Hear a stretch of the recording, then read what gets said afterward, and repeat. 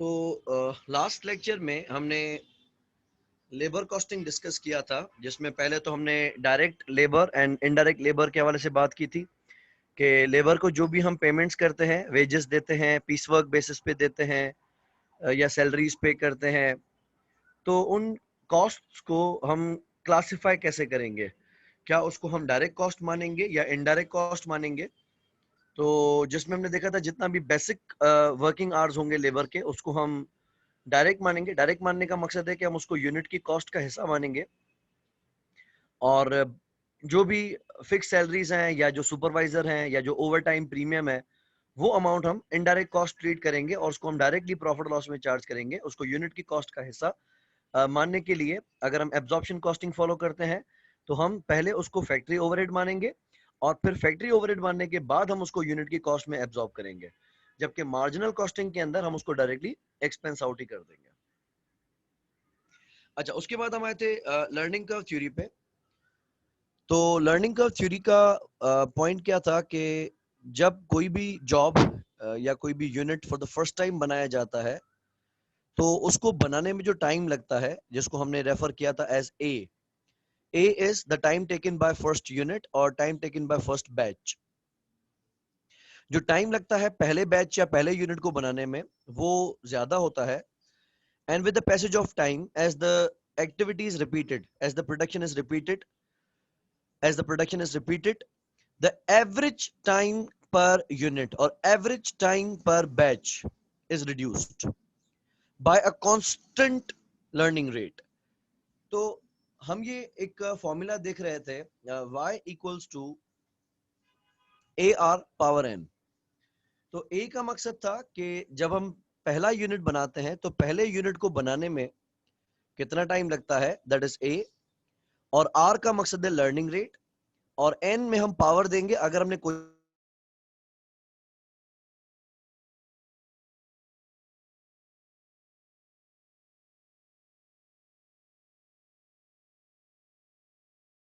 Power नहीं दिया। तो हमने यहां एक जिक्र किया था कि ये फॉर्मूला सिर्फ और सिर्फ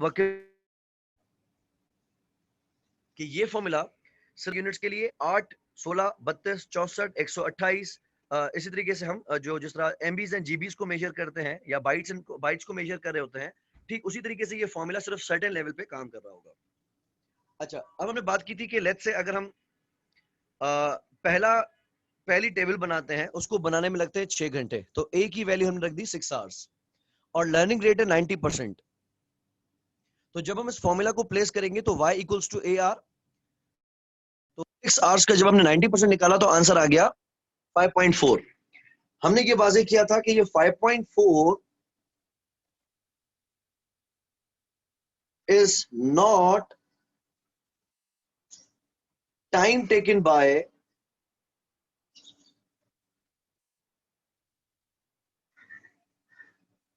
second table। ठीक है, y का मकसद हमने क्या पढ़ा था? y का मकसद है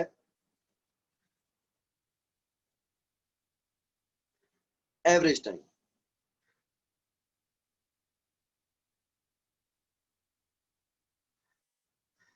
तो जब हम दो टेबल्स बनाएंगे तो ऑन एवरेज हर एक चेयर 5.4 आवर्स लेगी।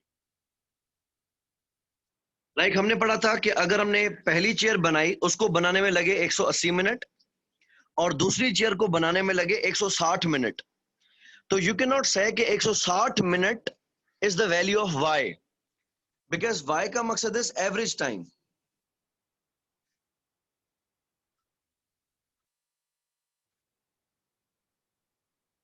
हमास आवाज का की मुझे रिपोर्ट दीजिएगा कि अभी आपके पास क्लियर है। और बस देखिए, 90% हम कहते हैं लर्निंग रेट है। लर्निंग रेट का मकसद कि ऑन एवरेज, मिसाल हमने यहां पे बात की कि अगर पहली टेबल बनने में लगा टाइम 6 घंटे और लर्निंग रेट है 90%, तो हमारे y की वैल्यू आ रही है 5.4। इसका मकसद है कि एवरेज जो बनेगा, दो बैचेस मिलके 90% एवरेज टाइम लेंगी। तो 6 आवर्स का 90% में निकाला, वो बना 5.4 आवर्स। पर टेबल। आप ये नहीं कहेंगे कि 5.4 दूसरी टेबल बनने में टाइम लेगी। 2 टेबल्स बनेंगी तो ऑन एवरेज हर टेबल को बनने में 5.4 आवर्स लगेंगे। लेट्स से अगर मैं आपको, हम एक एक्टिविटी करते हैं, हम ये कहते हैं कि हम एक यूनिट बनाते हैं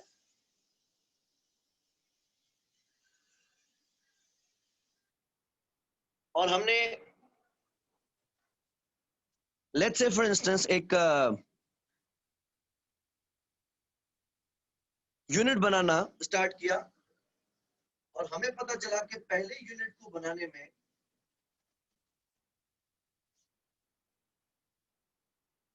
हमें टाइम लग गया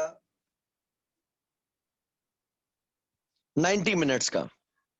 अगर हम अब 90 मिनट्स को स्टैंडर्ड कर दें और कहें कि आइंदा आने वाले बनने वाले जितने भी यूनिट्स होंगे उनको बनने में 90 मिनट्स ही लगेंगे, तो आपका ऐसा कहना गलत हो जाएगा, क्योंकि ये तो सिर्फ पहले यूनिट को बनने में लगा था। लर्निंग कर्व कहेगा कि अब जो अगले यूनिट्स बनते जाएंगे, हर नेक्स्ट यूनिट के साथ जो आपका एवरेज टाइम पर यूनिट है वो कम होता जाएगा। Let's say हमने इस थ्योरी को प्रूव करने के लिए या एक कैलकुलेट करने के लिए एक और यूनिट बना के देखा। जब हमने दूसरा यूनिट बनाया तो लेट्स से फॉर इंस्टेंस हमें पता चला कि हमें उसको बनाने में लगे 82 मिनट्स। उसके बाद हमने एक और यूनिट बनाया, उसको बनाने में लगे हमें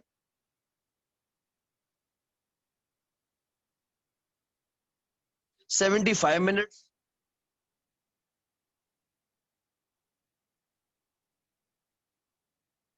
और फिर हमने चौथा यूनिट बनाया, उसको बनाने में लगे हमें 65 मिनट्स। तो अगर हम ये कैलकुलेट करना चाहें कि हर अगला यूनिट कितने परसेंटेज से गिर रहा है, मिसाल 82 मिनट्स 90 मिनट्स का कितना परसेंट है, हमने क्या किया 82 मिनट्स 90 मिनट्स का 91% है। तो यानी ये इसका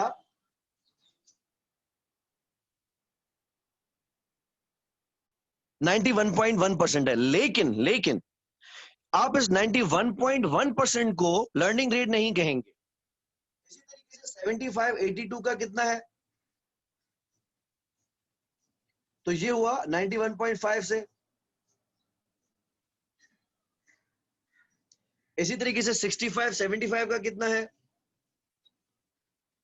ये हुआ 86.7%। लेकिन इसको हम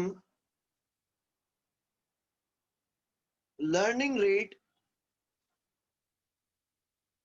कतन भी नहीं कहेंगे। Learning rate is not the time taken bye next unit. अच्छा, अब हम करते हैं एवरेज। आपने जब 4 यूनिट्स बनाए तो ऑन एवरेज हर यूनिट को बनाने में कितना टाइम लगता है,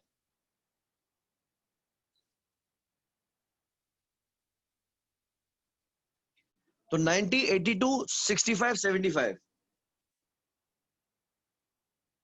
90 पहला यूनिट, 82 अगला, 75 उससे अगला, 65 उससे अगला। 4 यूनिट्स बनाने में हमें हर यूनिट में बने लगे 78 मिनट्स। तो हमने एवरेज निकाला जिसको हम कहेंगे y। हर यूनिट को बनाने में ऑन एवरेज हमें टाइम लग रहा है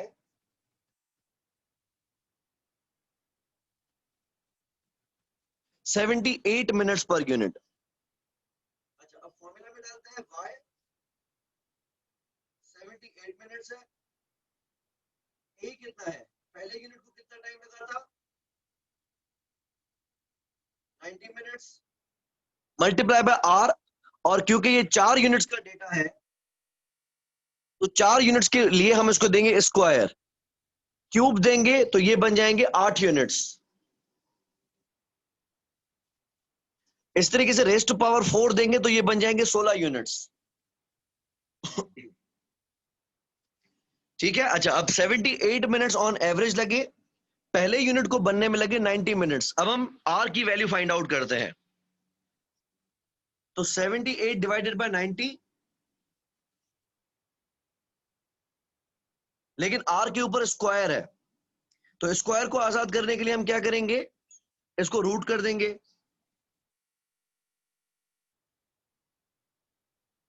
तो हमारा आंसर आ रहा है 93%।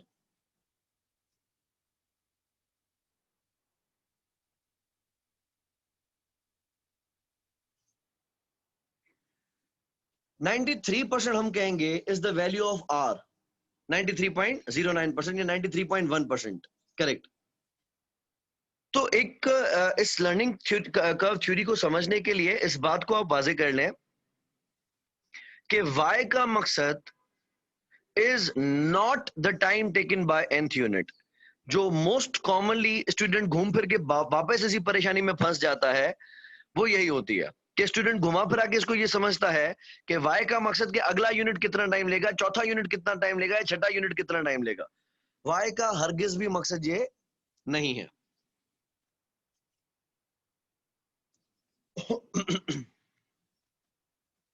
अच्छा, यहां तक अगर कोई कंफ्यूजन है तो आप कंफर्म कर लें, अदरवाइज हम इसके अब जो इसका एक्चुअल फॉर्मूला है उसकी तरफ मूव करेंगे।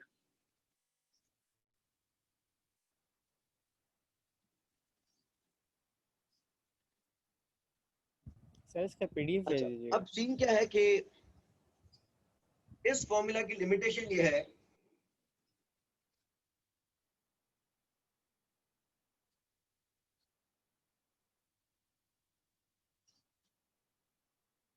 कि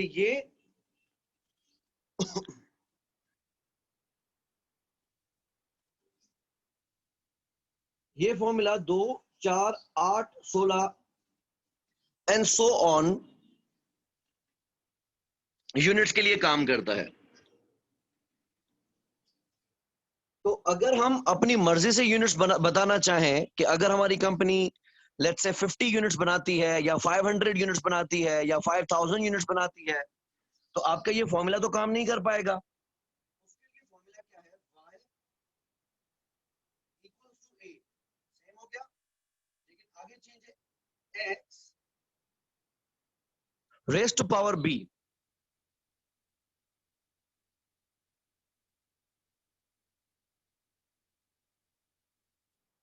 अच्छा, अब यहाँ पे y का मकसद सेम हो गया।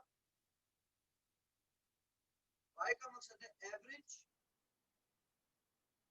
टाइम पर यूनिट और बैच। कि जब हम यूनिट्स बनाएंगे तो एवरेज हर यूनिट को बनने में कितना लेबर, कितना टाइम लेगा। ए का मकसद वही है, ए का मकसद है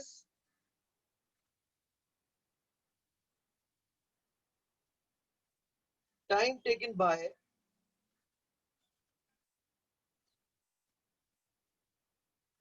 फर्स्ट यूनिट और बैच। एक्स का मकसद है नंबर ऑफ यूनिट्स और बैचेस, एंड बी का मकसद है log of L R divided by log of 2। ये इसका फॉर्मूला है। पहले हम इस फॉर्मूला की वर्किंग चेक करते हैं। हमजा मुझे 1 मिनट दीजिएगा, मैं हैंड फ्री लगा लेता हूं, बिकॉज फोन शायद मेरे फेस से थोड़ा दूर हो रहा है, इसलिए इशू कर रहा है। मुझे सिर्फ 1 मिनट दीजिएगा, मैं हैंड फ्री लगा लेता हूं।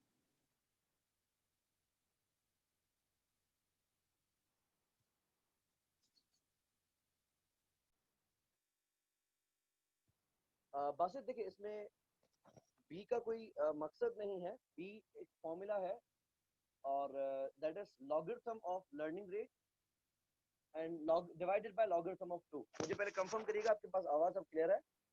अभी मैं हैंड फ्री पे कनेक्टेड हूँ।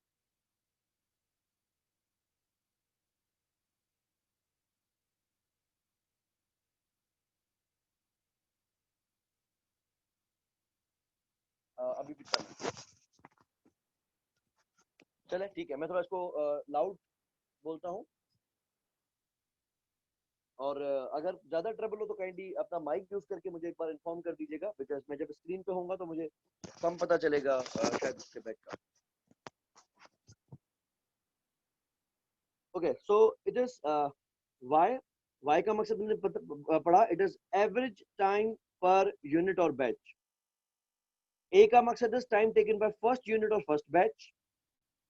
अब जो पहले फॉर्मूला की लिमिटेशन थी, वो लिमिटेशन ये थी कि वो सिर्फ 2, 4, 8, 16 एंड सो ऑन यूनिट्स पे काम कर पा रहा था, जबकि इस फॉर्मूला में x की वैल्यू आप अपनी मर्जी से पुट करोगे। जब x की वैल्यू आप अपनी मर्जी से पुट करते हैं तो इसका मकसद आप जितने भी यूनिट्स बनाना चाहते हैं, आप उतने यूनिट्स का एवरेज टाइम कैलकुलेट कर सकते हैं, जो कि पुराने फॉर्मूला में करना मुमकिन नहीं था। और b का मकसद है लॉगरिथम ऑफ LR, यानी लर्निंग रेट का log divided by logarithm of 2। अब लेट्स से हमने जो पहले क्वेश्चन किया था टेबल्स वाला, इसको हम इसी फॉर्मूला से करके देख लेते हैं।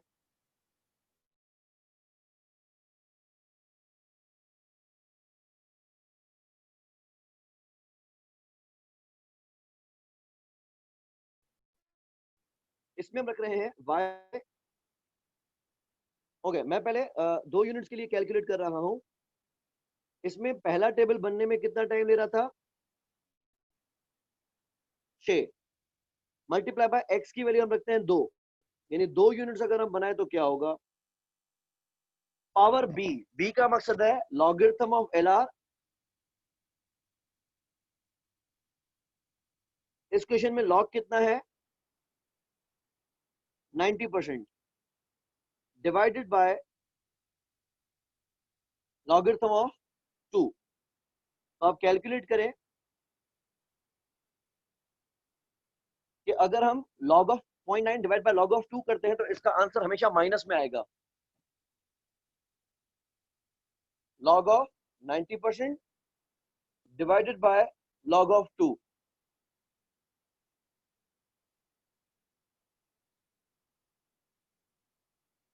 इसका आंसर आ रहा है माइनस 0.152000।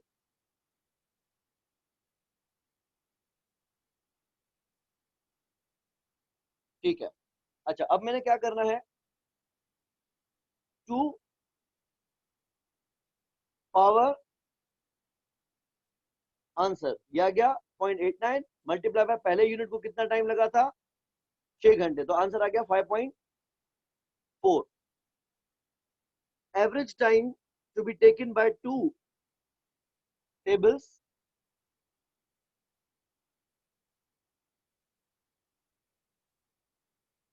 इज 5.4। तो जो पहले फॉर्मूला के हमने अंदर देखा था उसमें भी इसका आंसर 5.4 आया था, और इस फॉर्मूला के अंदर भी इसका आंसर 5.4 आया है। अच्छा, अगर हम यही काम 4 यूनिट्स के ऊपर करके देखते हैं, यहाँ पे 4 यूनिट्स के लिए हम x की वैल्यू चेंज कर देंगे, तो y इक्वल्स टू a की वैल्यू है पहले यूनिट को लगे 6 घंटे मल्टीप्लाई बाय, अब हम यूनिट्स बना रहे हैं 4,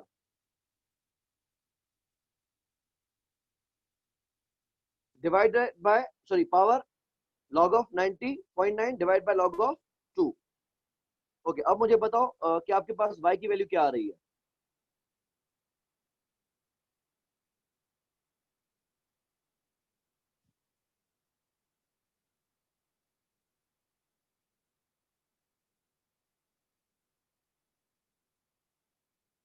four point eight six.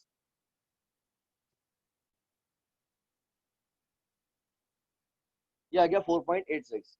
Hence हम कुछ हद तक ये प्रूव कर पा रहे हैं कि जैसा आंसर हमें वो फॉर्मूला दे रहा था वैसा ही आंसर हमें ये फॉर्मूला दे रहा है। अगर 2, 4, 8, 16 यूनिट्स की बात होगी तो जो पहला वाला फॉर्मूला है वो हमारे लिए इजी रहेगा करना, क्योंकि उसमें लॉगरिथम का कोई चक्कर नहीं है। लेकिन एग्जाम में डेफिनेटली वो इतना लूज डिलीवरी हमें नहीं देगा, तो हमें इस फॉर्मूला पे ग्रिप करनी पड़ेगी। चले, अब हम बात करते हैं 8 यूनिट्स के लिए। पहले यूनिट को लगे 6 घंटे, अब हम x की वैल्यू रखते हैं 8,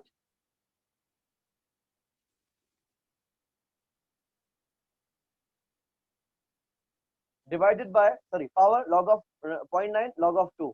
यस, अब मुझे बताओ कि अगर हम 8 यूनिट्स बनाते हैं तो आपके पास y की वैल्यू क्या आ रही है?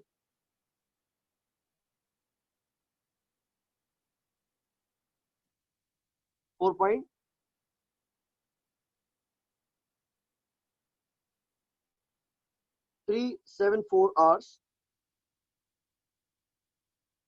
पर टेबल। तो हम ये चीज रिकंसाइल कर सकते हैं कि हमारे लेफ्ट पे आंसर भी वही है, हमारा राइट पे आंसर भी वही है, तो दोनों फॉर्मूलाज का काम सेम चल रहा है। अच्छा, एक एक्स्ट्रा फॉर्मूला मैं आपको सिखा रहा हूं जो कि आपकी बुक में भी कहीं नहीं है और इंटरनेट पे कहीं नहीं मिलता, मुझे किसी दौर में सीखने को मिला था। आप अगर लर्निंग रेट निकालना चाहें तो बाज हाँ क्वेश्चन में क्या करता है, क्वेश्चन में आपको log of LR divided by log of 2 की वैल्यू दे देता है। जिस तरह अभी हमने log of LR divided by log of 2 निकाला था तो इसकी वैल्यू आई थी 0.152203। अक्सर क्वेश्चन में क्या करेगा, आपको ये वैल्यू दे देगा, ये वैल्यू दे देगा, यानी आपको log of LR divided by log of 2 करने की जरूरत नहीं पड़ेगी। मोस्टली क्वेश्चन के अंदर ये वैल्यू गिवन होती है। तो लेट्स से अगर आपके पास b की वैल्यू गिवन है, दैट इज माइनस 0.1515 टू 0030 936, ये वैल्यू अगर आपको क्वेश्चन के अंदर गिवन है,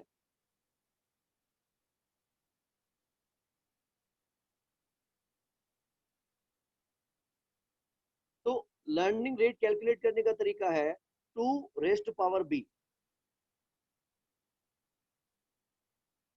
अब हम ये कह सकते हैं कि सर b की वैल्यू तो पता ही log of LR divide by log of 2 से चलेगी, तो जब हमारे पास LR की वैल्यू ही नहीं होगी तो हम b कहां से कैलकुलेट करेंगे? तो मैं आपको वाजे कर रहा हूं कि अगर b की वैल्यू क्वेश्चन में गिवन है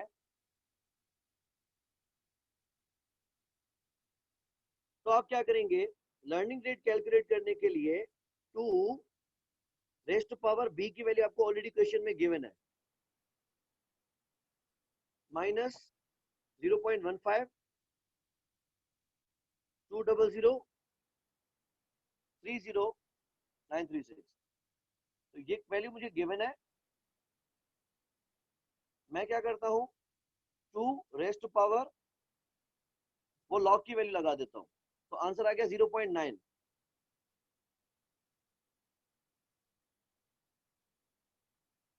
इस फॉर्मूला के थ्रू आप LR की वैल्यू निकाल सकते हैं। Correct, this is anti log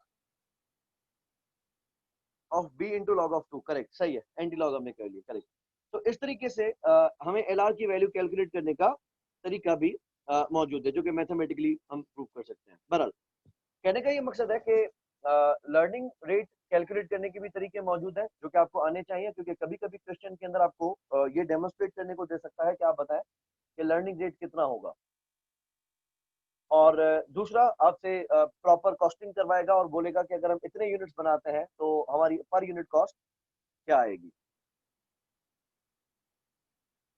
अच्छा, अब हम अगली स्टेज पे आते हैं, लर्निंग रेट थ्योरी को कंप्लीट करते हैं। लर्निंग रेट थ्योरी का कहना यह है कि as a job is repeated or the production is repeated, the average time taken per unit or per batch is reduced by a constant learning rate। लेकिन आगे ये कहता है until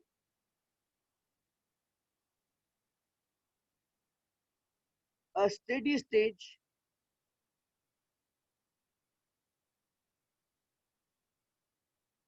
arises। ये उस हद तक चलेगा कि एक स्टेडी स्टेज आ जाएगी, यानी हम यूं कहें कि हर अगले यूनिट के ऊपर जो एवरेज टाइम लगता जाएगा वो कम होता जाएगा, लेकिन जब स्टेडी स्टेज आ जाएगी तो उसके बाद बनने वाले तमाम यूनिट्स पर टाइम जो लगेगा वो सेम होगा, अब मजीद रिडक्शन नहीं होगी। स्टेडी स्टेज का मकसद है एक ऐसी स्टेज है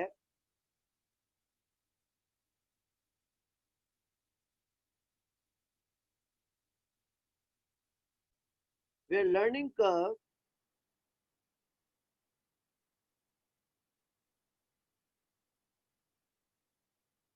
ceases to apply, यानी इस स्टेज के बाद लर्निंग कर्व अप्लाई होना बंद हो जाता है। अब लेट्स से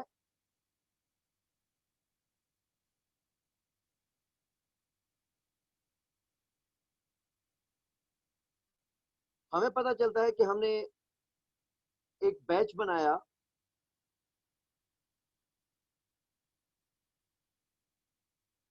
और उस बैच को मुकम्मल करने में हमें लगे 50 घंटे।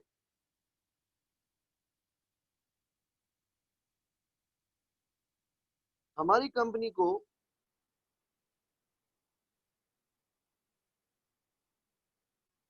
ऐसी 40 बैचेस बनानी है।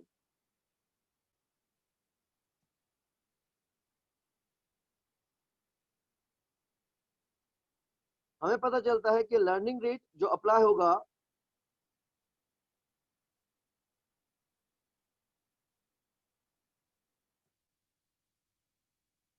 वो 85% होगा,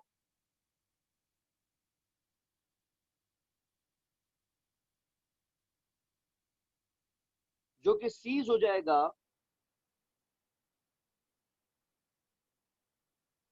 आफ्टर 26 बैचेस।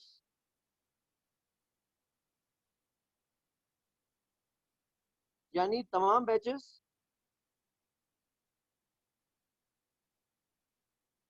26वें बैच के बाद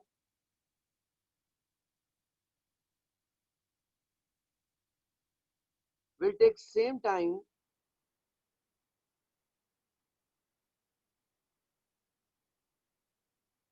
as 26th बैच। तो पहले बैच ने टाइम लिया 50 घंटे, हमें टोटल बनाने हैं 40 बैचेस। लर्निंग रेट 85% होगा, 26वें बैच तक ये लर्निंग कर्व लगेगा और 26वें बैच के बाद जितने भी बैचेस बनेंगे वो उतना ही टाइम लेंगे जितना कि 26वें बैच ने लिया था।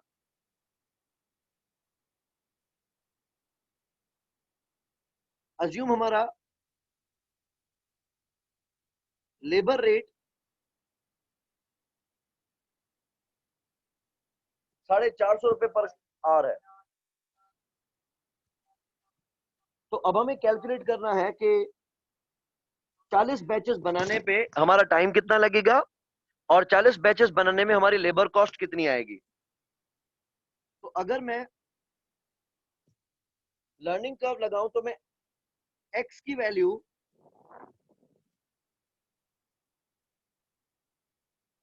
40 बैचेस नहीं रख सकता, क्योंकि अगर आप x की वैल्यू 40 बैचेस रखते हो तो आपके कहने का यह मकसद है कि 40वें बैच तक लर्निंग कर्व चलता रहेगा, जबकि ऐसा सीन नहीं है। लर्निंग कर्व चलेगा 26 बैचेस तक। 26वें बैच के बाद जो 27वें से लेकर 40 बैचेस हैं, यानी जो 14 बैचेस हैं फर्दर, उन पे लर्निंग कर्व अप्लाई नहीं होगा। इसका मकसद है कि पहले 26 बैचेस तक लर्निंग कर्व लगेगा। तो मुझे ये कैलकुलेट करना चाहिए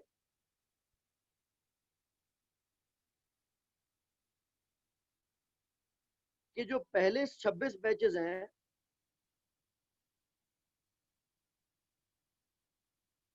उनको बनाने में कितना टाइम लगेगा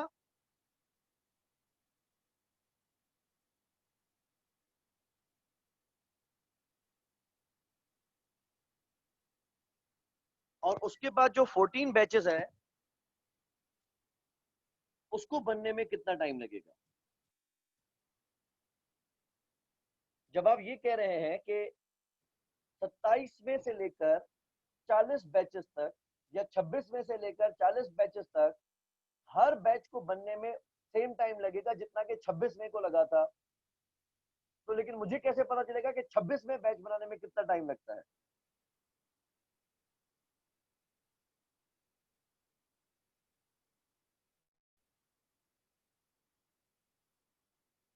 करेक्ट। अगर हम एक काम करते हैं, हम करते हैं y इक्वल्स टू पहले बैच को बनने में कितना टाइम लगा है,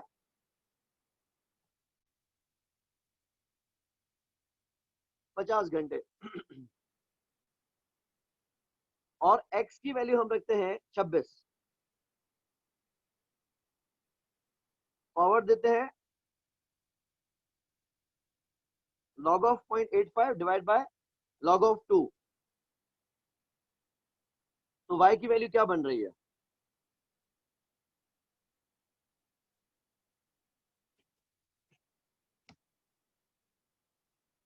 हमास आप जो कह रहे हैं कि y को हम मल्टीप्लाई करेंगे 26 बैचेस से और y को हम मल्टीप्लाई करेंगे 25 बैचेस से, तो आप इसमें y की वैल्यू क्या रखेंगे?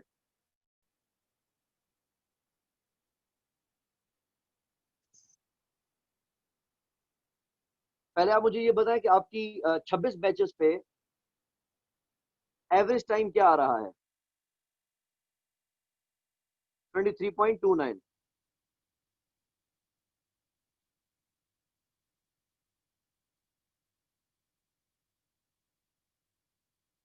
क्या मैं ये कह सकता हूं कि ये 23.29 26वें बैच को बनने में टाइम लगेगा? Of course not. y is never the time taken by nth batch or nth unit, it is average time। तो इसको हम मल्टीप्लाई करते हैं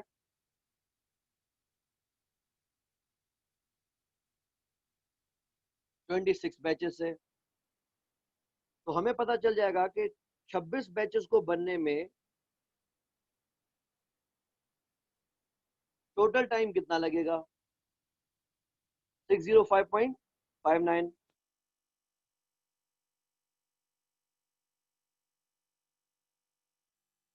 ये लगेगा 26 बैचेस को बनने में टाइम। लेकिन मुझे तो ये चाहिए कि 26वें बैच को कितना टाइम लगेगा। तो हमास ने बात बिल्कुल ठीक की। अगर मैं 26 बैचेस पे लगने वाले टाइम में से 25 बैचेस पे लगने वाले टोटल टाइम को माइनस कर दूं, यानी वो टाइम जो 25 बैचेस को बनाने में लगेगा टोटल, बाय नहीं टोटल, वो टाइम जो 25 बैचेस को बनाने में लगेगा और वो टाइम जो 26 बैचेस को बनाने में लगेगा, तो दोनों के दरमियान जो डिफरेंस होगा वो 26वें बैच ने ही लिया होगा। अच्छा, अब हम कैलकुलेट करते हैं कि पहले बैच ने टाइम लिया 50 घंटे, और अगर हम 25 बैचेस बनाए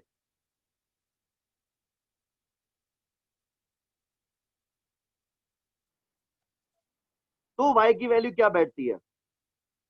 अगर हम 25 बैचेस बनाते हैं तो हर बैच को बनने में कितना टाइम लगेगा?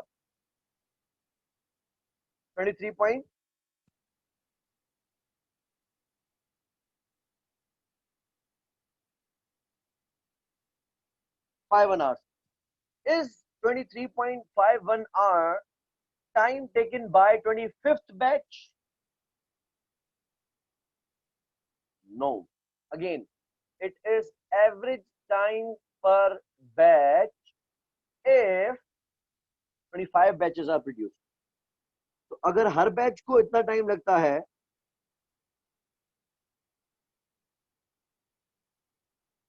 तो 25 बैचेस को बनने में टोटल टाइम कितना लगेगा?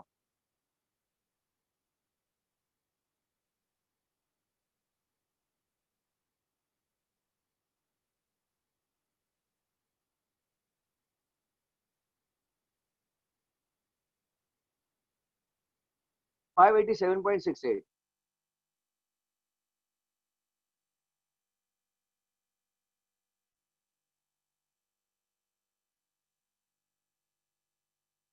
This is the time taken by total time taken by 25 batches। तो 26 बैचेस को बनने में जो टाइम लगा और 25 बैचेस को बनने में जो टाइम लगा, हमने इन दोनों को निकाला डिफरेंस।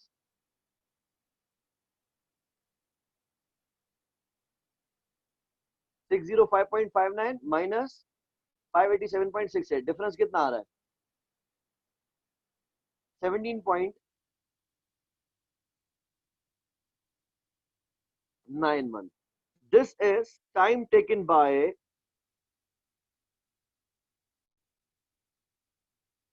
26th batch.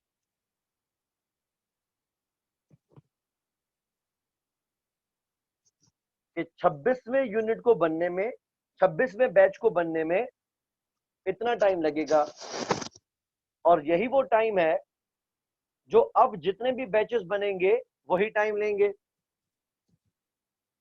तो हमने क्या रखा कि पहले 26 बैचेस को बनने में लगे 605.59 घंटे, और मजीद 14 बैचेस के लिए हर बैच को टाइम लगा 17.91 मल्टीप्लाई बाय 14 बैचेस,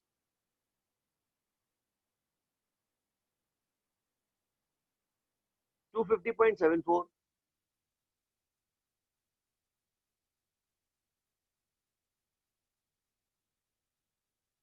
तो दोनों को मिला के टोटल टाइम कितना लगेगा?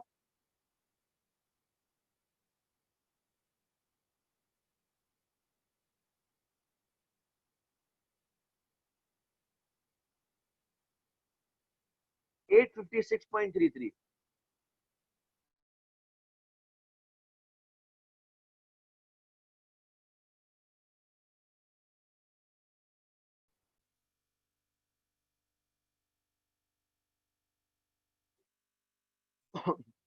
करेक्ट। तो ये हमें लगेगा टोटल टाइम, और लेबर को हम पे कितना कर रहे हैं? 450 रुपए फी घंटा।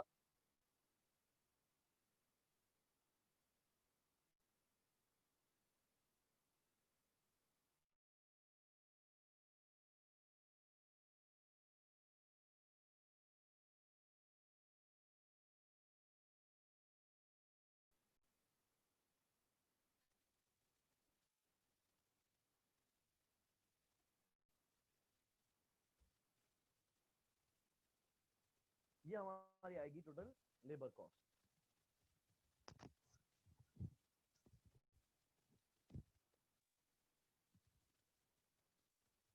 फिर किसी को कोई कंफ्यूजन नहीं है?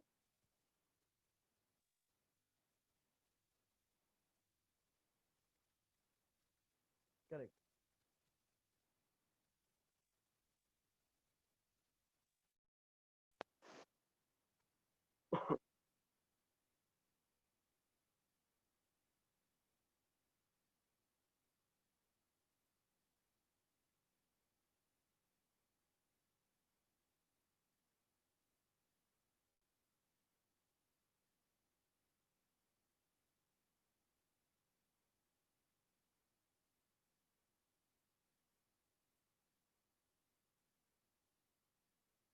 ओके, अब एक और चीज देखते हैं। फॉलो दिस क्वेश्चन, एसीसी का क्वेश्चन है, बहुत ज्यादा मुश्किल नहीं है, हमारा काम सिर्फ और सिर्फ लर्निंग कर्व वाले एरिया पे है।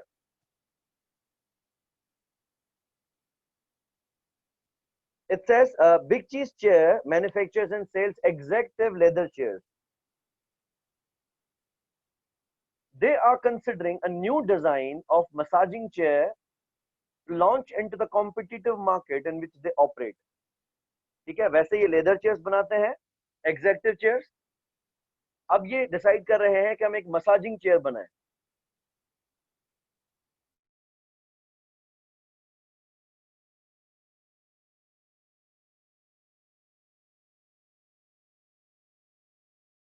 They have carried out an investigation in which they operate. They have carried out an investigation and they have decided a selling price of $1 for the chair will be competitive. कि अगर आपको compete करना है तो आपको अपनी selling price 120 रखनी चाहिए, और हम उस पे 20% मार्जिन कमाना चाह रहे हैं। खैर, इस नुक्ते पे हम बाद में आते हैं। हम ये कैलकुलेट करते हैं कि हमें एक चेयर बनाने की कॉस्ट कितनी आएगी। तो ये कहता है कि the frame and the massage mechanism will be bought in for $51 per chair and Big Cheese chair will upholster it in leather and assemble it ready for dispatch. अच्छा, पहले हम एक फ्रेम खरीदेंगे और मसाजिंग मैकेनिज्म खरीदेंगे,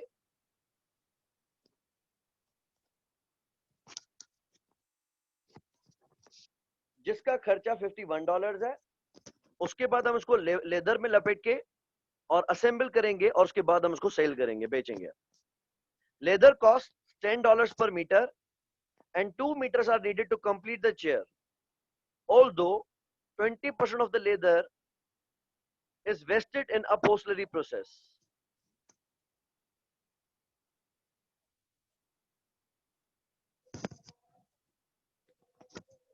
अच्छा, तो हम अगर कैलकुलेट करें तो एक हमें 51 का मटेरियल है और $10 की लेदर कॉस्ट है, लेकिन 20% हमारी वेस्टेज है, तो हम इसको ग्रॉस अप कर देंगे।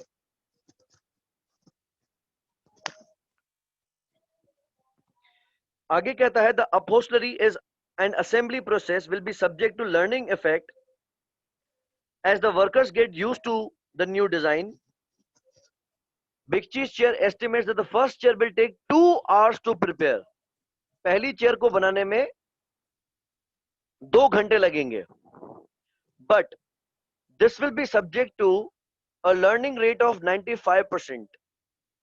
पहली चेयर बनाने में लगेंगे 2 घंटे, तो 2 घंटे हो गए हमारी वैल्यू ऑफ ए, और लर्निंग रेट कितना है 95%। The learning improvement will stop once 128 chairs have been made, and at the time for the 128th chair will be the time for all subsequent chairs. The cost of labor is $15 per hour. तो इसकी cessation कहां पे है learning curve की? 128 कुर्सियों पर।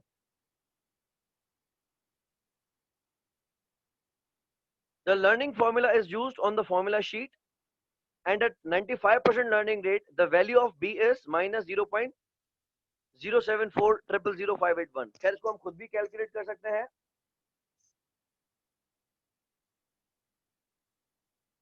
Log of LR divided by log of 2, या गया minus 0.074, जो कि इसने वैल्यू हमें बता दी है। रिक्वायरमेंट है calculate the average cost for first 128 chair made and identify any cost gap. खैर कॉस्ट गैप को आप छोड़े, आप सिर्फ ये बताएं कि ऑन एवरेज हर कुर्सी हमें कितने की पड़ेगी। तो आप पहले ये कैलकुलेट करें कि 128 कुर्सियां बनाने में हमें कितना टाइम लगेगा, जिसका मटेरियल तो हर यूनिट के सेम है, लेदर कॉस्ट हर यूनिट की सेम है। लर्निंग कर्व की वजह से 128 कुर्सियों पे लर्निंग कर्व अप्लाई होगा। पहली कुर्सी अगर 2 घंटे लेती है तो डेफिनेटली 128 भी कुर्सी 2 घंटे नहीं लेगी, तो वो सेम हम फॉर्मूला लगाएंगे, लेकिन क्योंकि 128 है तो हम इस पे y equals to ax power b वाला फॉर्मूला लगाएंगे। योर टास्क, मुझे आप कैलकुलेट करके दें।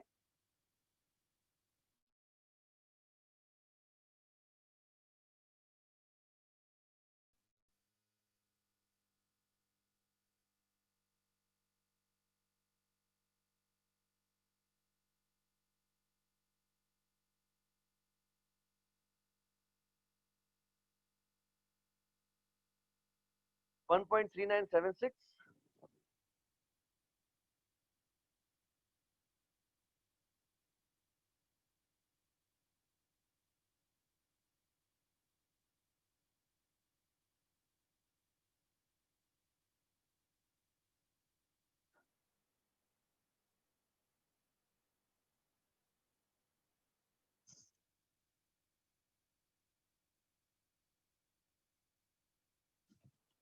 क्योंकि 128 है तो मैं n की वैल्यू कितनी रखूं? 5, यानी 1 2 3 4 5 6। क्योंकि हम क्या रखते हैं 2 4 8 16 32 64 और 128, तो ये हो गया 1 2 3 4 5 6 7।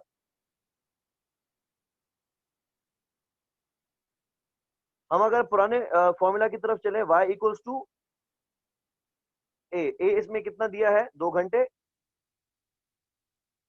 और लर्निंग रेट दिया है 95%, रेस्ट पावर अगर 7 लगा दे तो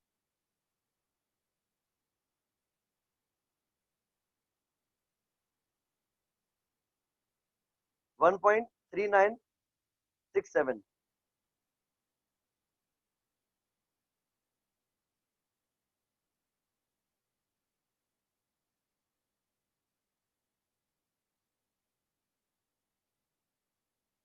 सही है। तो हम अगर खैर वैसे हमें जाना उसी फॉर्मूला की तरफ जाना चाहिए जो एग्जाम में यूज होता है ए एक्स पावर बी वाले पे, लेकिन अगर क्योंकि 128 कुर्सियां हैं तो हम ये वाला फॉर्मूला भी काबिल इस्तेमाल है। अच्छा, इसको आप मल्टीप्लाई करेंगे 128 कुर्सियों से,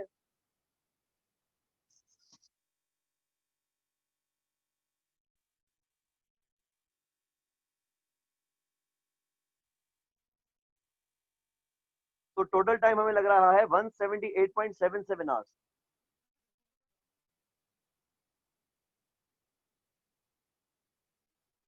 अच्छा, एवरेज बताना है। एवरेज के हिसाब से एक आपने लगाया फ्रेम एंड मैकेनिज्म की कॉस्ट। फ्रेम हमें कितने का पड़ रहा है? $51 का।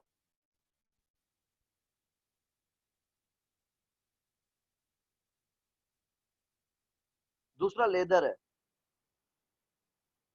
लेदर की कॉस्ट है $10 पर मीटर, लेकिन 20% कितने लेदर के मीटर लग रहे हैं? 2 मीटर। तो हमने इसको पहले ग्रॉसअप किया, 2 मीटर लगेंगे, लेकिन इसमें 20% वेस्टेज है, तो ग्रॉस लेदर कितना लगेगा और मल्टीप्लाई किया 1 मीटर हमें कितने का पड़ रहा है?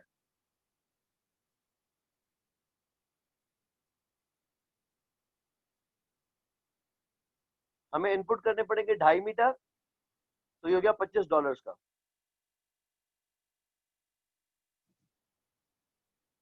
और उसने कहा है कि एवरेज कॉस्ट बताओ, तो 128 कुर्सियां ऑन एवरेज लेंगी 1.396 आवर्स, और लेबर को हम पे कर रहे हैं $15 पर आवर।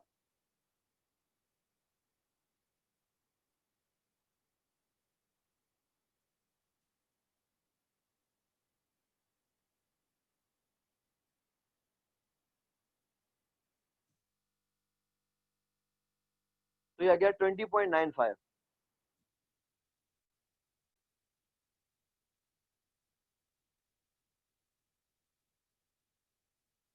हमें एक कुर्सी कितने की पड़ रही है?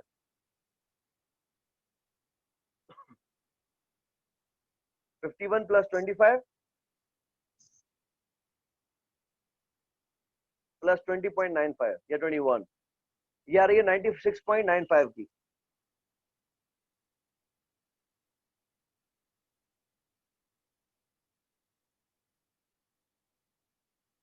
ओके, तो एक कुर्सी हमें पड़ रही है इतने की। हमने ये डिसाइड किया था कि मार्केट में अगर आपको कॉम्पीट करना है तो एक कुर्सी आपको $120 की बेचनी चाहिए।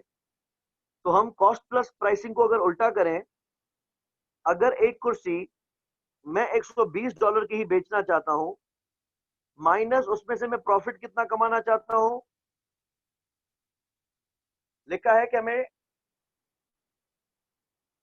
20% मार्जिन चाहिए। तो 120 का 20% कितना बनेगा?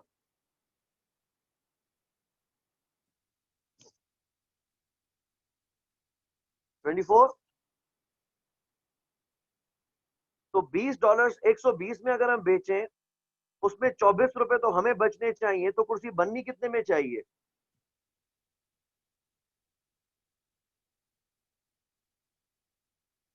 इसको हम कहते हैं, ये हमारा टारगेट है। अगर आप एक कुर्सी 96 की बनाएंगे और 120 की बेचेंगे तो 24 का प्रॉफिट कर सकेंगे। लेकिन अगर आप 96 से थोड़ी भी महंगी बनाएंगे तो आप उतना प्रॉफिट नहीं कमा सकेंगे जितना प्रॉफिट आप इस प्रोजेक्ट से कमाना चाहते हैं।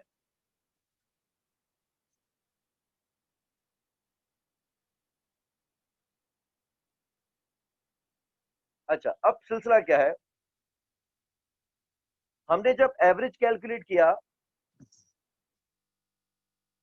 तो हमें पता चला कि एक कुर्सी बननी चाहिए थी 96 की और बन रही है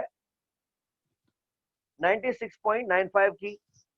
इन दोनों के दरमियान, यानी जो difference between standard cost and target cost होता है, इन दोनों के दरमियान जो डिफरेंस होता है उसको हम कहते हैं कॉस्ट गैप। ये टारगेट कॉस्टिंग का टॉपिक है, मैं आपको बाद में पढ़ाऊंगा, लेकिन एक्चुअली क्योंकि इसको अभी फिलहाल बोलना इतना मुश्किल नहीं है तो मैं अभी इसको कवर कर रहा हूं थोड़ा थोड़ा।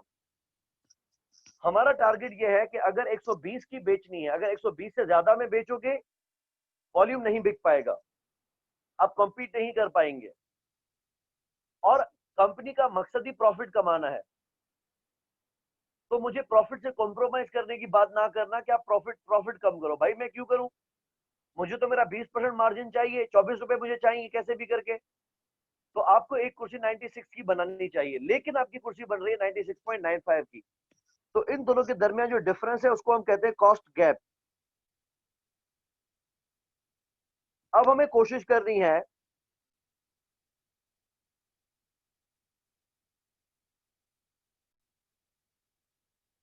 कि हम इस गैप को किस तरीके से बंद कर सकते हैं।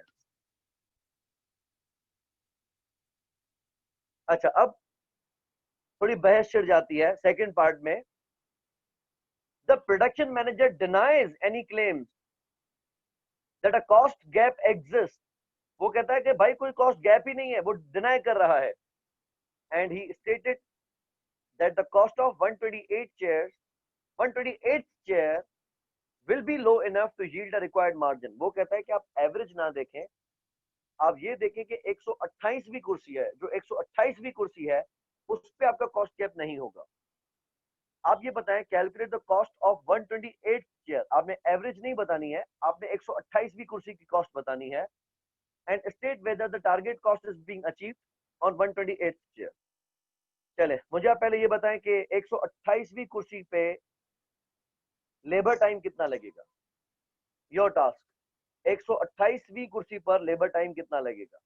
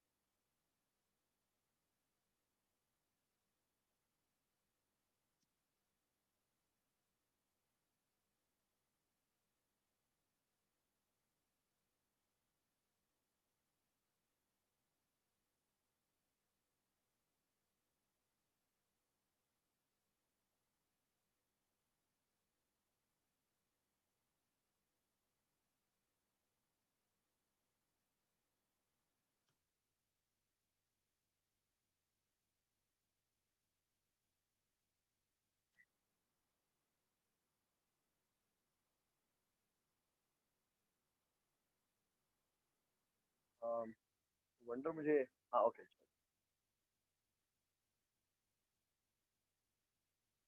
1.3967, 1.293, दो डिफरेंट आंसर्स।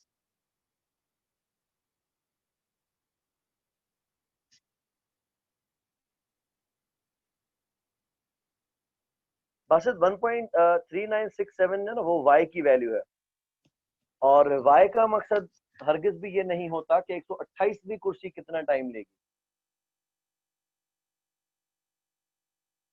y का मकसद है कि अगर हम 128 कुर्सियां बनाएंगे तो ऑन एवरेज हर कुर्सी कितना टाइम लेगी, जिसमें पहली कुर्सी तक का टाइम, दूसरी, तीसरी, चौथी, यूं 128 कुर्सियों का टाइम प्लस करके उसको डिवाइडेड बाय 128 किया गया है। तो 128वीं कुर्सी कितना टाइम लेगी वो y नहीं है।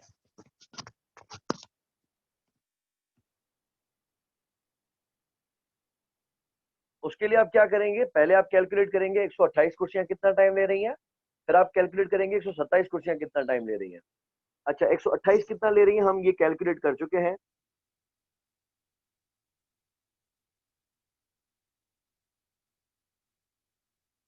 127 कुर्सियां कितना टाइम लेंगी, उसके हम लिए हमने रखा a की वैल्यू 2 घंटे,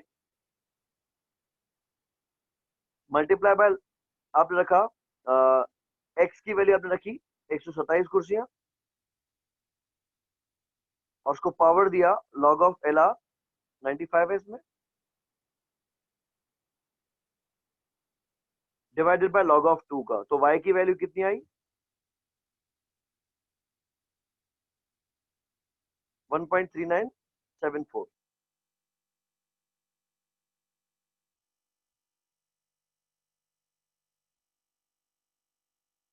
और इसको आपने मल्टीप्लाई किया 127 कुर्सियों से,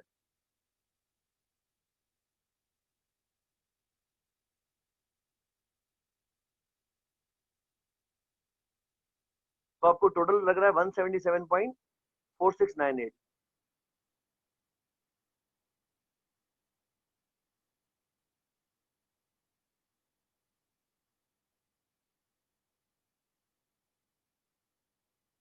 तो हमने रखा time taken bye 128 chairs and time taken bye 127 chairs, दोनों के दरमियान डिफरेंस कितना है, वो था 178.77।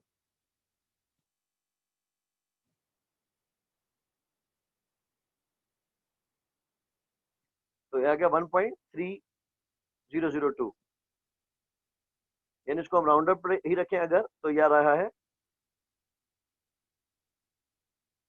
1.3 hours. This is time taken bye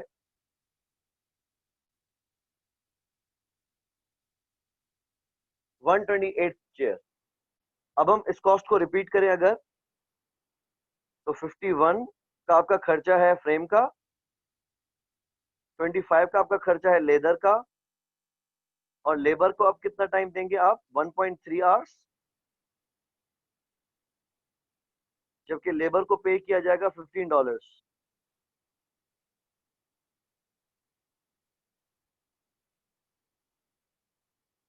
तेरा 19.5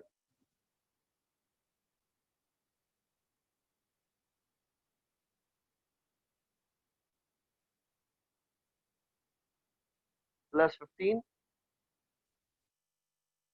सॉरी प्लस 25 एंड 51, ये आ रहा है 95.5।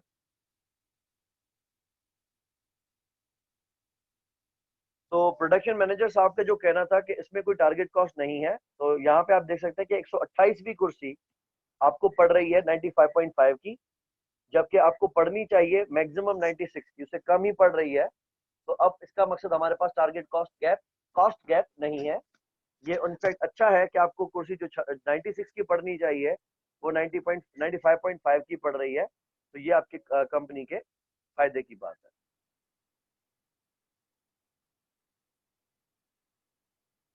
ठीक है, अच्छा खैर अभी मैं इसको ऑफ कर रहा हूँ बिकॉज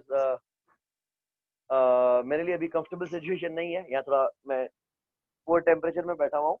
तो टॉपिक हमारा अभी कवर हो चुका है। हम इसको फिर मजीद नेक्स्ट क्लास में कवर करेंगे। इसका पीडीएफ मैं आपको अभी ग्रुप पे डाल देता हूँ, और इसके जो क्वेश्चंस है वो भी ग्रुप पे डाल देता हूँ। आप इसको अपने एंड पे पूरी कोशिश करेंगे सॉल्व करने की, and try level best, answer को चेक नहीं करना है। Once you are done with it, आपको लगा कि हमारे एग्जाम में ये क्वेश्चन आ गया, हमने अटेम्प्ट किया, अब हम रिजल्ट का वेट कर रहे हैं, तो आप अपना आंसर चेक कर लीजिएगा। लेकिन जब तक आपको लगता है कि मैं अभी क्वेश्चन में डाउट है, तो क्योंकि एग्जाम क्वेश्चंस जो है वो प्रैक्टिस क्वेश्चंस हमारे लिए बड़े इंपॉर्टेंट होते हैं और उनको हमें वेस्ट नहीं करना होता। मतलब करना आपने ये है कि सिर्फ जो लर्निंग का वाला इम्पैक्ट है ना लेबर कॉस्टिंग का, सिर्फ उसको आपने छेड़ना है। उसके अलावा क्योंकि रेलेवेंट कॉस्टिंग को भी टच कर सकता है जो कि हमने अभी की नहीं है, या बजटिंग को भी टच कर सकता है जो कि अभी हमने की नहीं है। तो इसलिए बेहतर है कि आप सिर्फ और सिर्फ उस पूरे क्वेश्चन में से जो लेबर वाला एरिया है, लर्निंग का वाला एरिया है, सिर्फ उसको आप अपनी कैलकुलेशन करके वेरीफाई कर लीजिए।